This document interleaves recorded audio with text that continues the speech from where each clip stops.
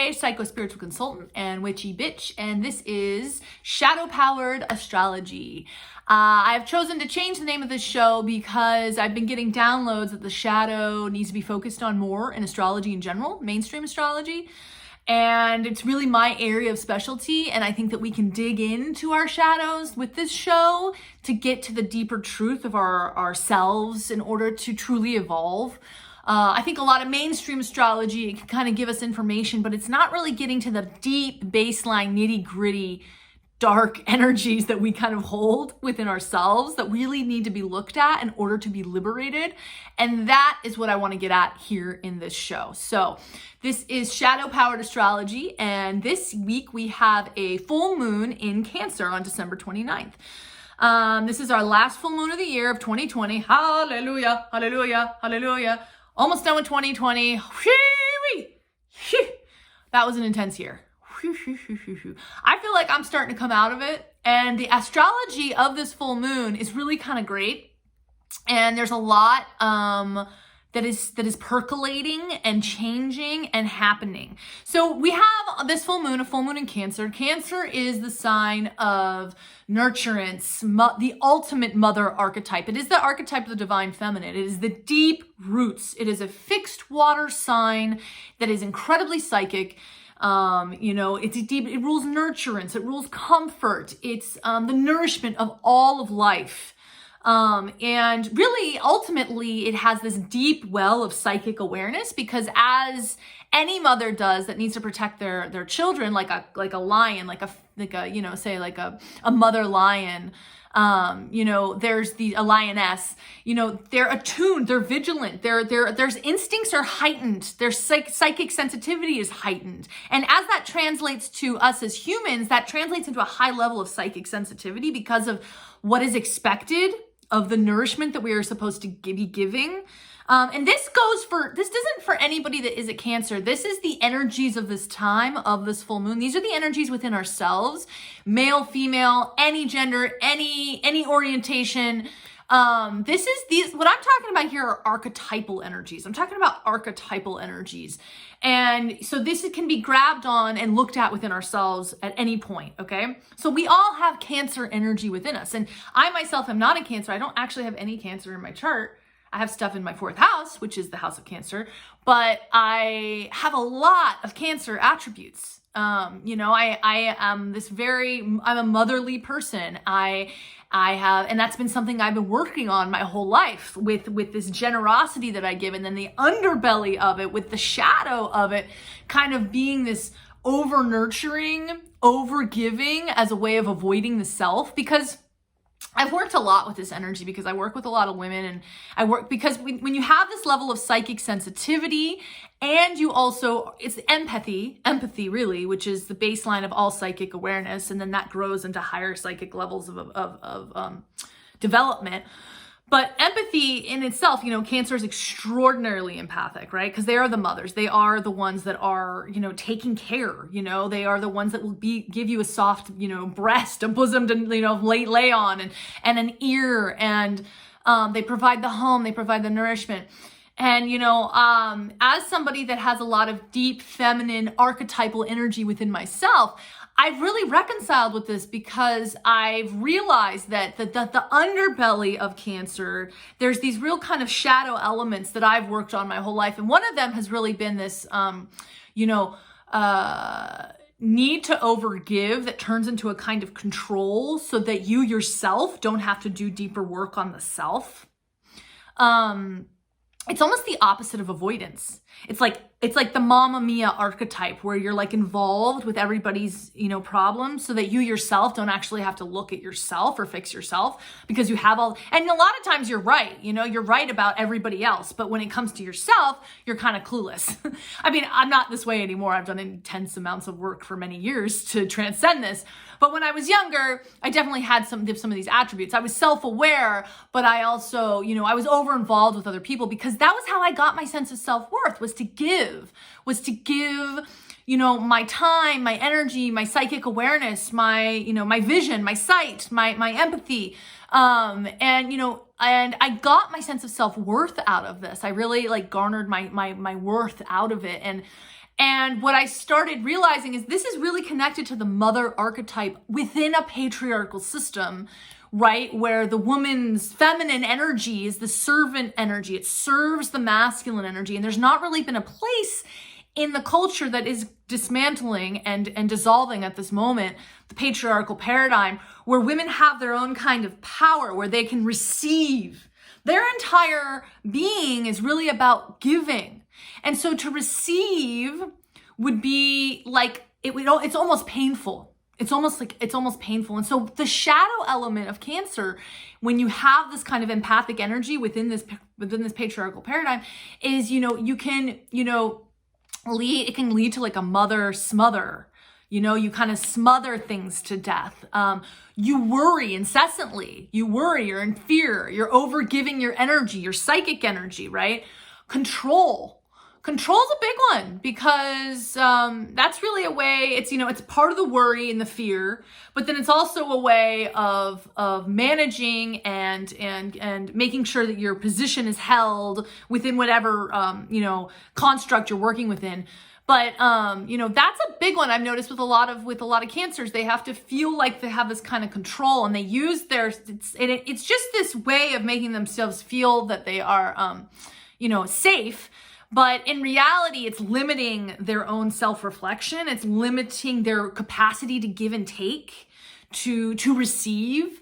And ultimately, what ends up happening when you have an overabundance of this kind of energy is you become really exhausted, depleted, resentful, and rageful. Like the resentment can turn to rage if there is not a correction, if there is not a place where you see that this energy is existing within you and you choose to course correct, you choose to start giving back to the self, you choose to start focusing on the self, and so how can we reconcile with this, okay? Because anybody who's watching this who's empathic knows this. This is your story too, right? You overgive, you get exhausted, and you don't know how to bring it back. So the way that to work with this energy, and anybody that's has empathic energy, is really bringing the focus back to the self. So, with Cancers, there's this intuitive wisdom that is used for everybody else, right? There's this deep psychic attunement, but when it's actually taken in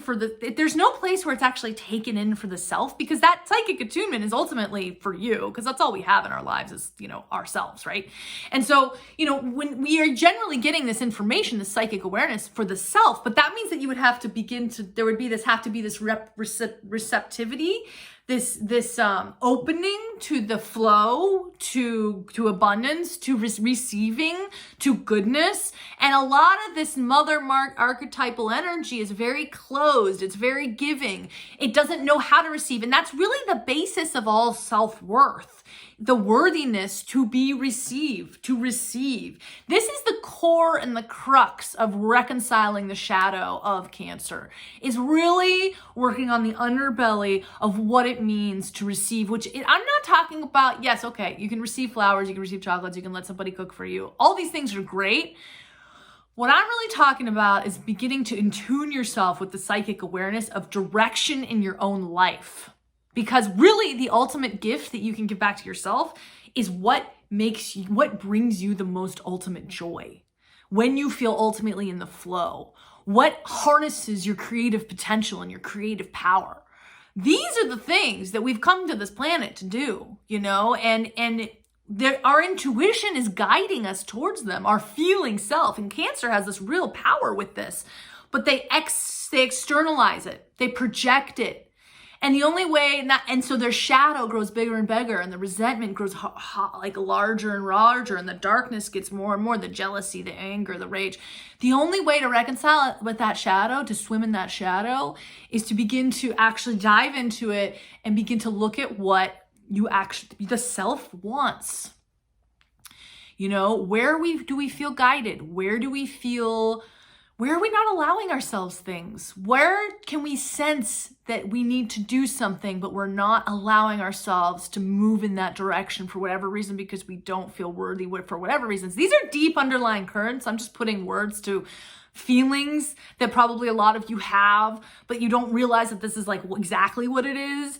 But this has been like years of me doing this kind of work to like put words to this and realize what it is basically. And that's, you know, I'm really all about the feminine, the yin, the shadow, to bring this all out and up so that we can be equal. You know, this is the age of Aquarius. We are in a new era. We are in a new time. We just went through this huge 2020 cycle where this Saturn-Pluto conjunction just trampled through the sign of Capricorn, just bulldozing. And there was all of this traffic jam, this energy in Capricorn, really dismantling. Capricorn is the sign that is the father of the zodiac. It rules bureaucracy and hierarchy and, you know, all of these things. And it's dissolving all of our systems. It's literally scraping it and scrubbing it out so that the new can really emerge, you know? And, you know, that's really where we're at, you know, we can ask with this new, with the transits that are currently happening, you know, we can begin to ask ourselves, you know, where within ourselves are we still clinging to the old paradigm? Because, you know, what we have on this new full moon is there's lots of squares and there's lots of oppositions and there's a lot of tension. And these tension aspects are revealing themselves basically as patterns that can no longer be maintained. It's all part of this stuff. There's still this stuff going on with Capricorn, which is this father energy, this patriarchal energy, and these patterns that are they cannot be maintained. Exactly what I'm talking about here with the Cancer. We can't maintain this level of giving without giving back to the self. And so where are we still clinging within ourselves to these old ideals? That's really what this tension full moon is bringing up. Where are we still clinging within the self to these old identities, these old ideals? Because really, you know, what's happening is this Saturn-Pluto conjunction that ruled 2020, it's by the end of January, Saturn and Pluto are not going to be in each other's conjunction space anymore. They're not going to be charging off of each other. One has been discipline, rules, hierarchy. The other is the death, rules, transformation, and death. It's literally been the death of patriarchy, the death of hierarchy. We're moving into this circular feminine yin age, right? And now we're finally, all of this Capricorn energy that has been blocking up all of 2020, this decimation of our systems, it's finally starting to go. It's finally starting to spread. It's moving on.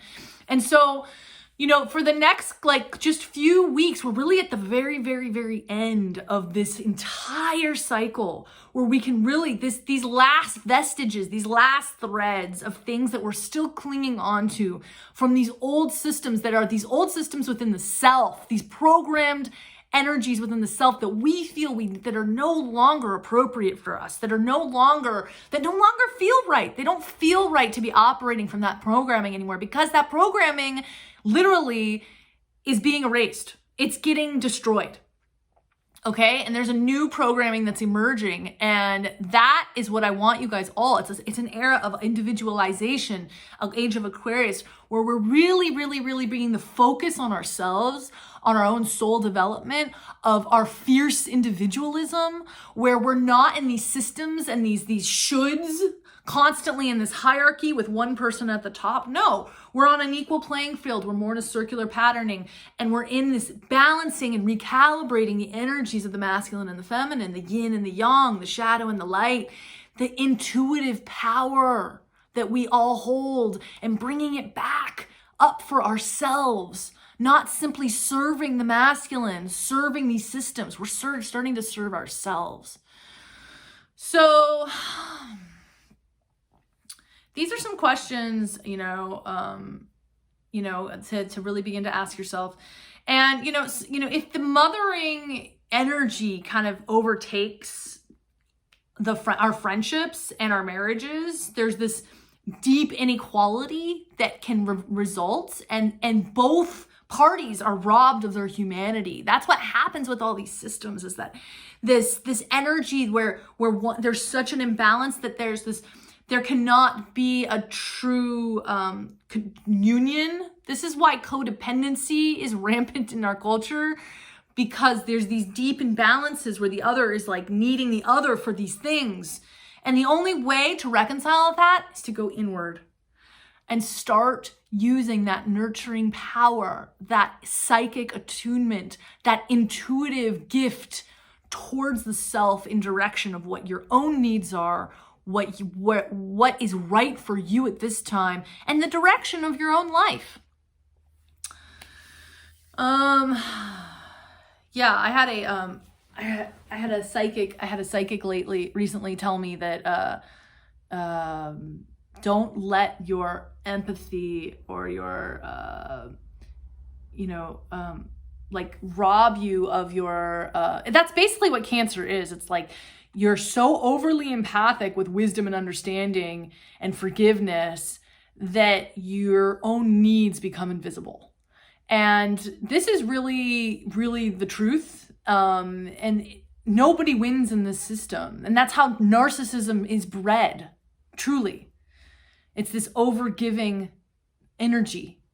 So, I know it's a lot. This is like all the things in my life that I'm constantly dealing with and that I'm constantly having realizations about. And I'm sure you guys are all too. But just know we're on the horizon for new energies, new times. And really, this is the time to reconcile with this. So if you have any questions, please, you can email me, info@chasebuttice, CHASEBUTTICE.com.